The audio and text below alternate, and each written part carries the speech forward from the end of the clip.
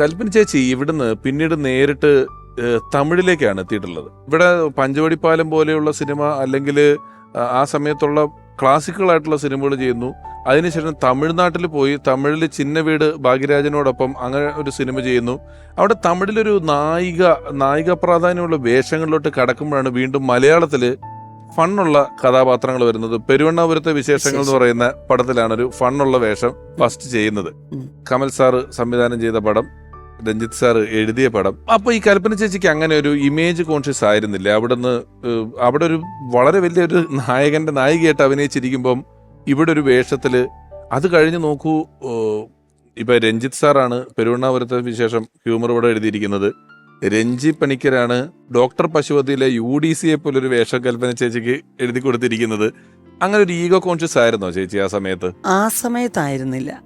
ആ സമയത്ത് കൽപ്പന ചേച്ചി ഒരിക്കലും എഴുതില്ല. ഞങ്ങളാരും, കാരണം എൻ്റെ അച്ഛൻ്റെയും അമ്മയുടെയും മക്കൾ ഞങ്ങളിൽ ഒരിക്കലും ഒരു ഇമേജിനെ കുറിച്ച് കോൺഷ്യസ് ആവുന്നവരല്ല.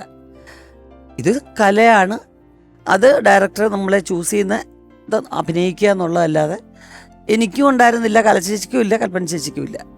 പക്ഷെ പിന്നീട് അങ്ങോട്ടുള്ള ഒരു ആവർത്തനം എന്ന് പറയുന്നത് കൽപ്പന ചേച്ചി അലോസരപ്പെടുത്തിയിരുന്നു.